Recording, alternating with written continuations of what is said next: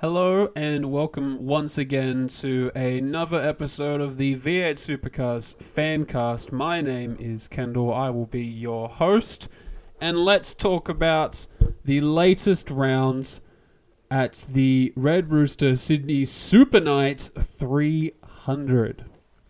So there was one race at Sydney Motorsport Park, what used to be called Eastern Creek Raceway. Done at night for the first time since 2012. And because it was one race, it was worth twice the amount of a normal single race. So the maximum amount of points for this single race was 300 as opposed to a normal race, which would be worth 150. So it's worth just as many points as an endurance round. So there was a little bit more on the line for this particular race. And it was the first time a lot of these drivers would have driven, well, pretty much any of these drivers would have driven, or a lot of these drivers would have driven these cars at night. And they looked good. They looked really good underneath the lights. Some of them had their headlights on. They didn't seem to need to, though. A few of them had some neon lights and things decked out to make them look a bit prettier. That sort of thing. I know Jack LeBrock had a few lining his hood. And the inside of the shell cars had some purple neon lights going on. So there was some interesting looking cars going about. A new livery for Nick Percat, I think it was, with Mrs. Max and Dare. That's the one, Miss Max and Dare, which I think is the billionth livery change that he's had this season so far. And we're only 21 rounds in. 21 rounds. We're only 21 races in, sorry. So I'm not even sure what round that is, but must be round 10 or 11, I imagine. About 2 races around. So yeah, it must be around 10 or 11. But I'm sure you've all seen the race. I'm sure you're all waiting for me to talk about the results. So let's get into the results for, first of all, qualifying. Scott McLaughlin in first of a 127.94. Fantastic lap from him. It's not a surprise, though. Saying that Scott McLaughlin did well in qualifying is like saying the sun rose today. It's not really shocking. Coulthard in second of a 128.0. Gisbergen in third with a 128.1. Rick Kelly in fourth, also with a 128.1. Jamie Whincup in fifth. Scott Pye in sixth. The Walkinshaw and Andretti United cars seem to do a lot better this weekend in terms of performance. And a lot of the time they were saying that it was because of the cooler weather seems to suit the cars better. So that might be something that they need to look at because obviously there's only one race at night. So obviously, that's something that they can now focus on now that they seem to understand what the problem was. Chaz Mostert in 7th. Good to see him being consistent. I was worried last round that after his good results at Queensland that he wouldn't be able to show him again. Not the case. Not the case. He had a good weekend, which is good to see. David Reynolds in 8th. Craig Lowndes in 9th, Michael Caruso rounding out the top 10 with a 128.5, 6 tenths down from Scott McLaughlin's lead time. As for outside the top 10, James Courtney in 11th, Tim Slade in 12th, James Golding, the first of the rookies, in 13th. Good job for him. That's his season best qualifying, and a good result too. He must be very happy with that. Mark Winterbottom in 14th, and again, still the Tickford cars can't seem to they just can't seem to get anyone's car working except for Chaz Mostert. So, Winterbottom still down the order, being the best of the rest, as so to say. Almost a full second down on Scott McLaughlin's time. He's, again, I've said it before, I'll say it again, it's not where he deserves to be. He's a champion. It was a few years ago now, but we still know he's as good. We still know he's a good driver. There's no reason why he should be as far down the order as he is. Jack LeBrock in 15th, a good result from him. Cameron Waters in 16th, pretty much where we've been seeing him. Andre Heimgartner in 17th. Di Pasquale in 18th. Will Davison in 19th. Lee Holdsworth in 20th. Nick Percat all the way down in 21st. Garth Tander in 22nd, being severely outqualified by his teammate. I'm not sure what happened there, but that is interesting to note. Simona in 23rd, Richie Stanaway in 24th, Tim Blanchard in 25th, and Todd Hazelwood in 26th. So not a super interesting qualifying session, not a huge amount to talk about. Scott Pye did well, and James Golding and Jack LeBrock did really well, and it's good to see that Mostert is able to maintain the benefits that he gained at Queensland. So more drivers at the top end of the field is better for us, obviously. On to the race results. We had Shane Van Gisbergen in first and Jamie Whincup in second after a mildly controversial safety car. Scott McLaughlin was leading the race from a charging Craig Lowndes.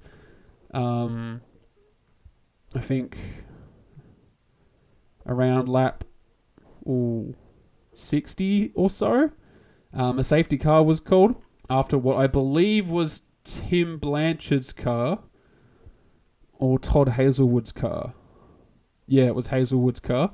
After Todd Hazelwood's car lost his rear spoiler and it left it on the side of the main straightaway on the road.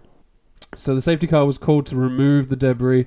I'm not sure a safety car was really needed. It was right next to the pit wall. I know if this was like, let's say Formula 1, it probably would have just been double yellows while the marshal got it out of the way, because it was right next to pit wall. Someone could have just jumped over and grabbed it, more or less. And the safety car was out for a really long time too. It was like 2 or 3 laps, just to get rid of one rear spoiler that was on the edge of the road. I don't really know why. It was why it took them so long. I don't know what they were doing, or if there's some rule that says that they have to leave it out for X amount of laps. They can't just do a 1 lap sort of thing.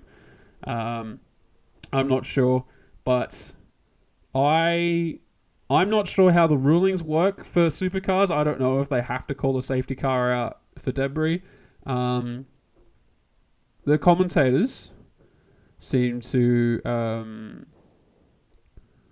Scaife and Crompty. His name I completely forget. Scaife and Crompty, that'll do. They both seemed as soon as they saw it, they said the safety car would be coming out. So they seem to think that it was a done thing, which makes me think that there's a rule for it. If there's debris on the track, safety car's got to come out. Which, if there is a rule for it, then that's fine.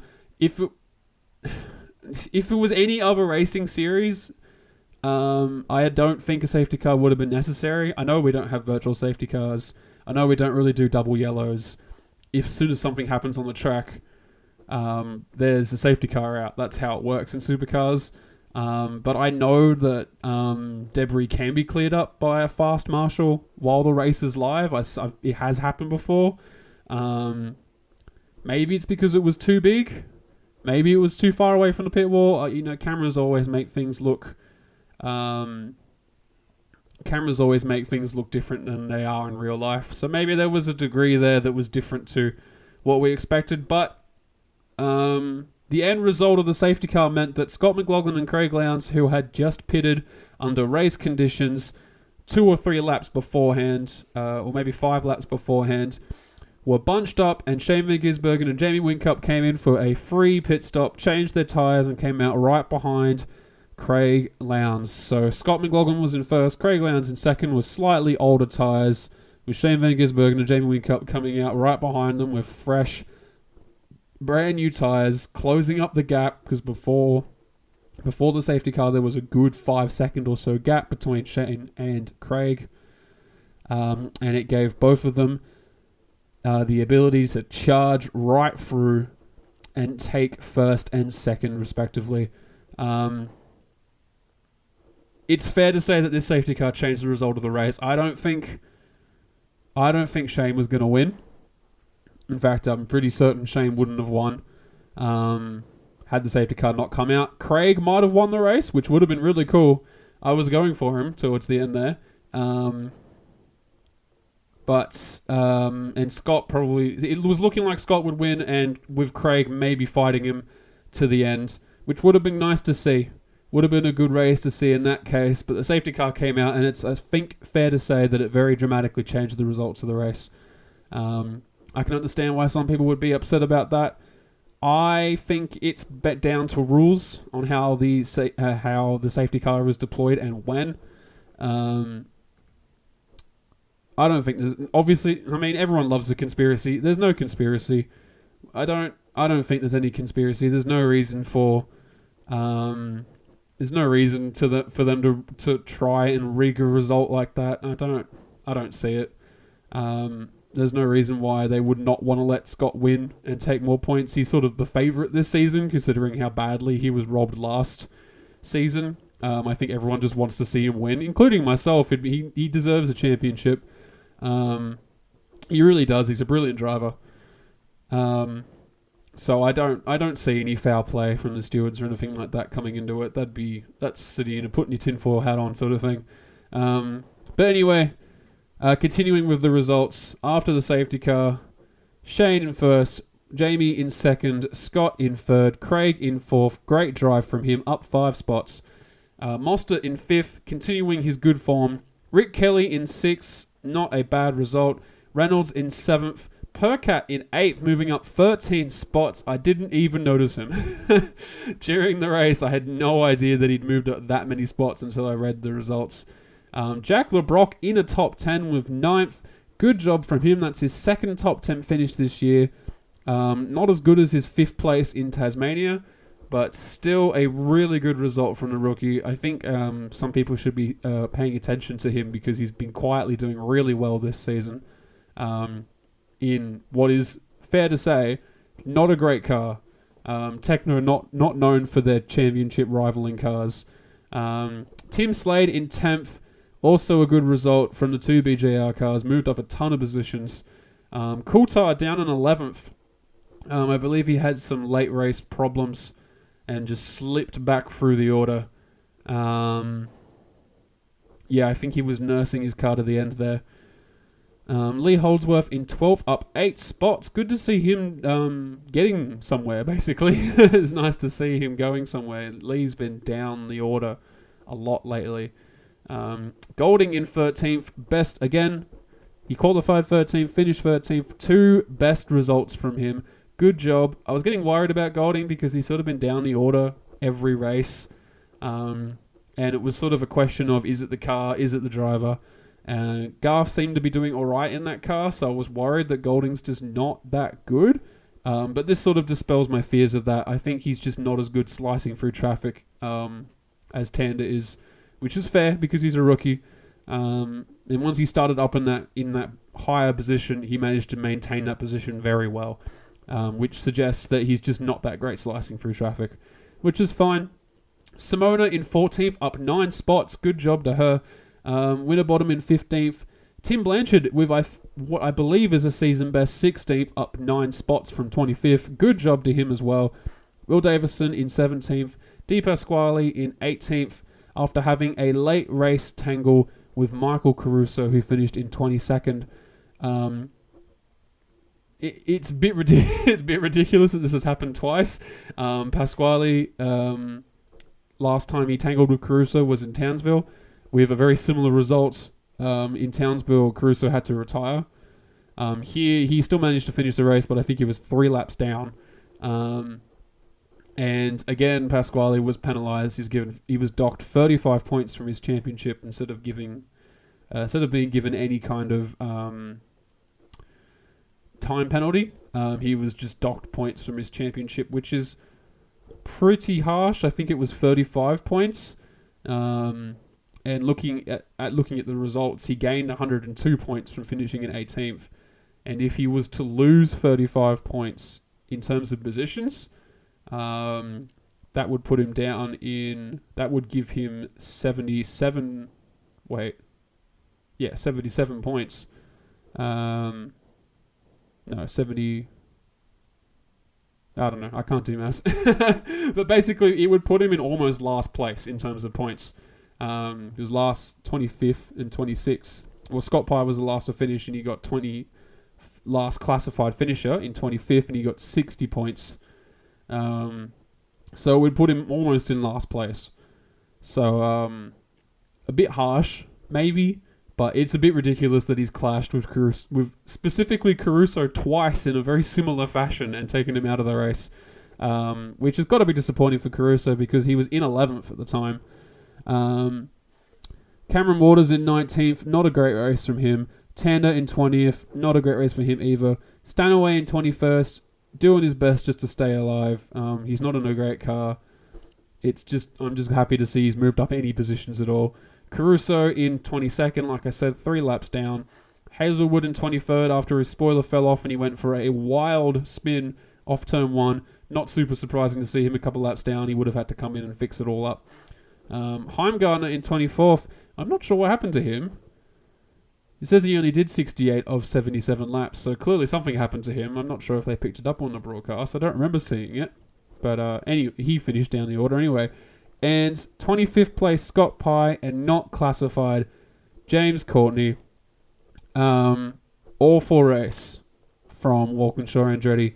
They were in great position. Scott was looking like he was going to be able to challenge for the win. I honestly thought he was at least looking at a podium position. And James was doing just as well. He was in 5th, 6th, 7th. He was definitely in the top 10. Those cars were running beautifully. And then both of them failed. Both of their left front suspension failed. Both of them. Specifically the left front suspension, which is ridiculous. I've never heard of that happening before. I've never seen that happen. Both cars almost have the exact same failure, and almost the exact same time. They failed within a lap of each other. And no one else had any problems with their suspension as far as I know. Just these 2 cars. And what the really strange part about it is that it's not a development part. It's a part they've been using for a long time on both the cars. It's not a new part they were testing out or anything. It's an old and tested part that they thought was fine. And they both failed. I don't know what to say about that. That's honestly shocking. I've never seen that before. It's very strange. It sucks because I really like Pye and Courtney. And I want them to do well, but that team is struggling at the moment. Really struggling. And they were in for some good points this weekend, especially considering it's a maximum 300 point race. They were in for some really good points this weekend that would have done them a lot of good. And they just missed out because of mechanical issues on both cars. So that's a real shame for them. A real shame. In terms of events in the race, we pretty much covered it, all of the safety car. It wasn't a super eventful race. We did get to see some fantastic dueling between Gisbergen and McLaughlin for a couple of laps, though. That's what it's like watching 2 people who are at the top of their game in top cars. Excellent to watch. Absolutely excellent. Scott hanging off for everything that he's worth to try and fend off Gisbergen. Obviously, it was just a matter of time before Shane got around him. He had much fresher tyres. He was able to just attack the back of his car constantly. It really does show how hard of a track Sydney Motorsport Park is to overtake on. He ended up overtaking on turn 4? Yeah, turn 4. And that's where the majority of the moves were made, was on the run up to turn 4. Getting good drive out of turn 3, running up to turn 4, which is on a tiny straight. Tiny. You'd think most of the moves would be done on the main straight, but because of that fast sweeping main first corner, you have to be already past them before you go into the first turn. And then the next turn, turn 2, is a double apex for most people, which is not appropriate for passing on either. So, not my favorite track in terms of competitiveness and watching people overtake each other, but Shane got around him and Jamie got around him as well, which again, Jamie had fresher tyres, not a huge surprise, and Scott sort of burnt a lot of his tyres trying to fight off Shane. Excellent to watch though, Excellent to watch Jamie try and overtake him too. That's the sort of racing that we come for. Some nice, close, action-packed racing. Into the points, though, because we've had a bit of ground has been made up by Shane with that win over Scott.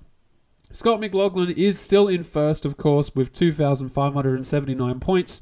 Shane Van Gisbergen is, of course, still in second with 2,490 points. And when he went into this weekend, he was 131 points down on Scott. He is now 89 points down on Scott. So about 90 points down from Scott McLaughlin. The gap is getting much closer. We will be in for a solid championship fight going into endurance season soon. It's going to be very interesting to see what happens coming out of the next few rounds, all the way up to the end. These two are going to go at it until the end of the year. Jamie Whincup in a distant third, 433 points down. Craig Lowndes in fourth with 518 points down. David Reynolds in fifth, 549 points down. And then Fabian Coulthard, a very distant sixth, 783 points down.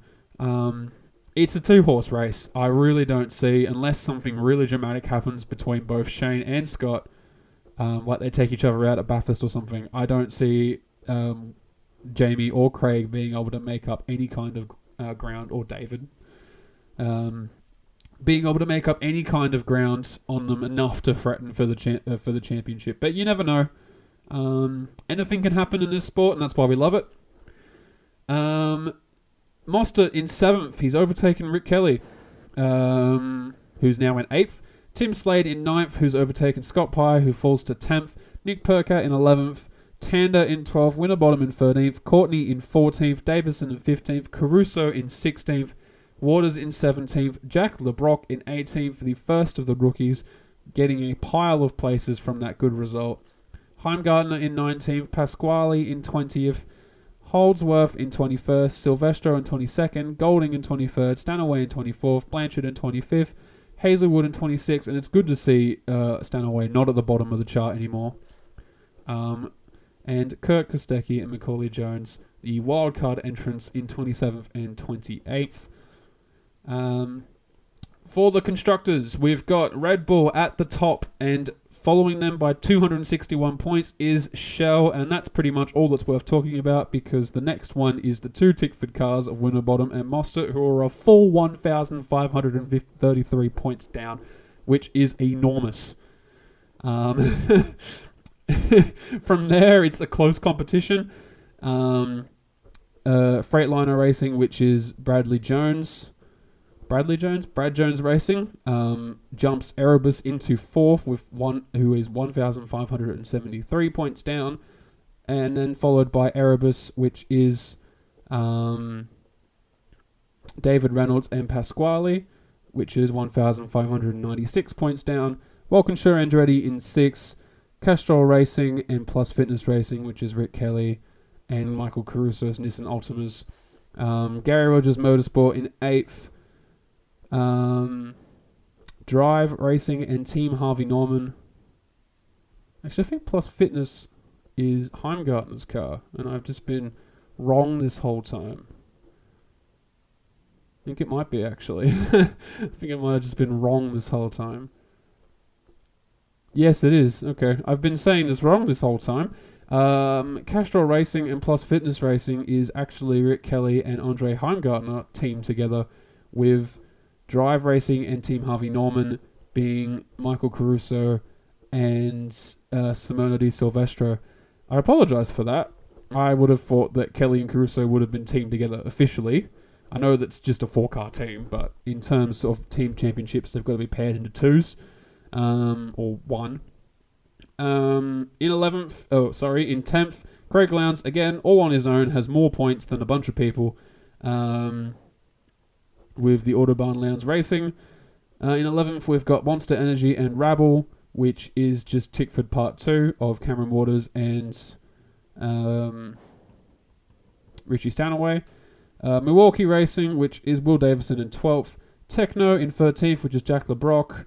14th is Preston Hire, which is Lee Holdsworth.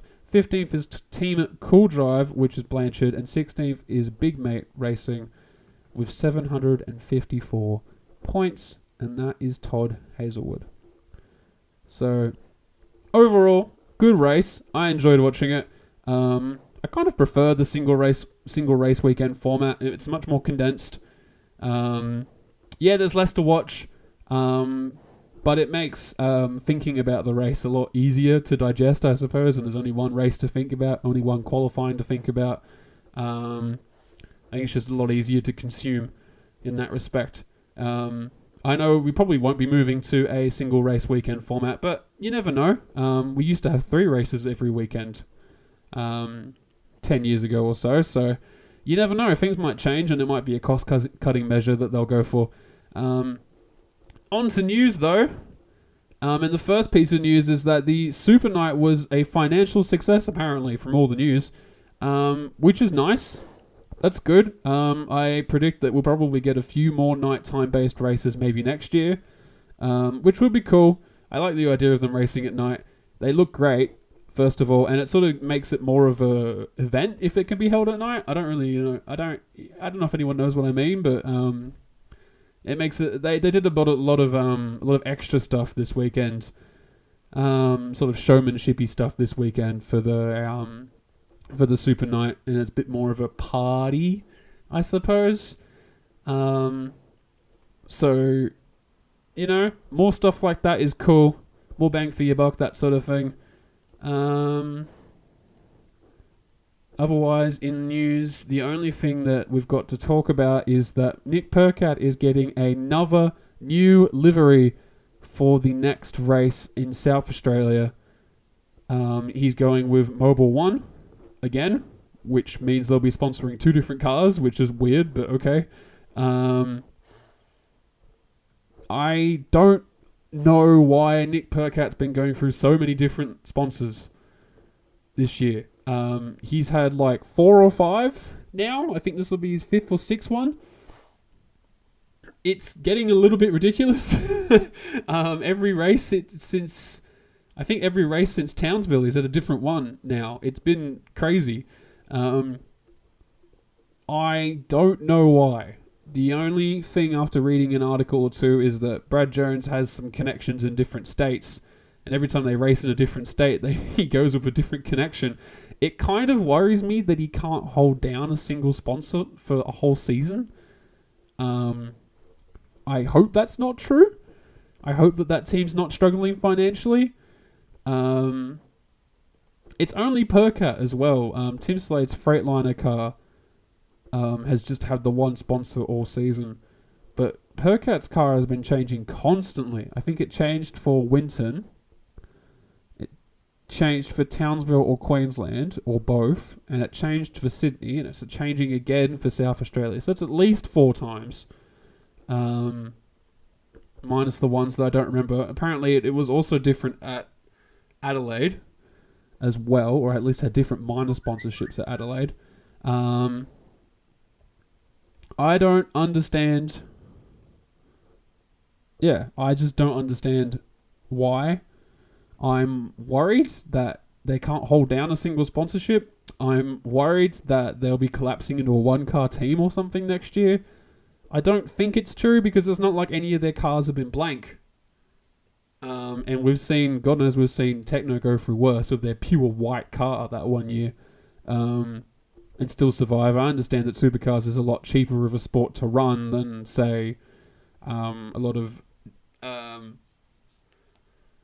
GT races in Europe and that sort of thing. But it's just a little worrying how fast they go through sponsors, and they can't seem to hold any down. They seem to be the only team that's like that as well. No one else is just rapidly changing sponsors. So maybe it's a Brad Jones thing. Maybe he just knows lots of people and they all want to be sponsored. I don't know. I have no idea. But I guess that's just something to keep an eye on going forward, to see what happens in that respect. I wouldn't be surprised if they announced having financial troubles at the end of the year. That's sort of it for news. Bit of a slow news week. aside from the movements in the championship and that sort of thing, not a lot happened overall that we can talk about. But we can talk about the next race, which is the OTR Super Sprint at The Bend in South Australia. Don't ask me where that actually is in South Australia. I have zero idea. I've looked at a track map. I'm looking at a track map now. I don't know. I don't really know how it'll go. It's a new circuit. It's quite a long circuit. 4.95 kilometers. With the fastest lap time of the international circuit, which is the one that they'll be racing at, being a 1:47.6, which is almost like we'll be seeing lap on lap almost 2 minutes long. So that's Bathurst length. And looking at the circuit map, it doesn't look like there's a huge amount of spots to overtake. It's very twisty, like really twisty. And I'm not sure where people are going to go down the inside. Obviously, there's down the main straight into turn 1. But even so, even after that, turn 2 switches back on turn 1. And then turn 3 is the same. So it's turn 1's a right-hander, turn 2's a mild left-hander, then turn 3's a right-hander again. So we're going to get some interesting overtakes down there, but it means it's going to be really hard to make one stick. Between turns 16 and 17, we could see some overtaking, but it's not very long. Maybe 12 and 13 as well, we could see some overtakes, but again, it's not that long of a straight. Between turns 5 and 6, maybe, as well, but again, not a very long straight. There's not a lot of space here to do anything. And there's even a longer circuit than this one on top of the one that they're already at, which I hesitate to wonder how long that would take to complete, which looks even more twisty than the one they're on. So I think The Bend is a correct name for it. I don't think it'll be bad, and the supercars are obviously good at what they do. They're good at overtaking. They can follow each other effectively. So I'm not worried about it being a boring race or anything like that. But I am worried that there won't be that many opportunities per lap to overtake, considering how long of a lap it is. Having opportunities per lap is important. So we'll see. But anyway, in terms of technical specs, the length is 4.945 kilometers. It is a clockwise track with an average speed of 162 kilometers an hour, so quite slow, and a top speed of 270 kilometers down the front straight. So that's where we are next time on the 24th of August to the 26th of August, so 2 weeks or so from now. Maybe, I think 3 weeks actually. Hold on, I'll just check. 3 weeks from now. Or 3 weeks from the last race. We have got 3 practice sessions. Qualifying for race 22 and race 22 on Saturday, and then qualifying again for Sunday, and then another race 23 on Sunday. It'll be the first time that the Supercars goes back to South Australia twice in 1 year since 1977. The Bend is a new circuit, never been there before. There'll be a lot of drivers that have never raced here before. It'll be interesting to see what comes out of this because it's a brand new circuit. I'm excited to see it. As twisty and as tight and technical as it is, that's kind of a good thing. Considering that we came out of Queensland Raceway and Sydney Motorsport Park, which are very simple tracks in terms of corners and things. This one looks very technical. So we should get a lot of unforced errors coming out of especially practice and qualifying. And the races, of course, as well. So that should be very interesting to see, especially since no one's been here before. So everyone will be finding their brake markers, testing out the track, seeing how things go. Should be very interesting to watch. So keep an eye on qualifying and practice to see if anyone has any major offs. That'll probably do it for me this week, or this round. It's been great talking to you all. If you have anything to say, any comments to leave, anything that I missed, please leave a comment below. Otherwise, I will see you, or talk to you, after the Bend, after the OTR Super Sprint at the Bend. Thank you, and I will see you then.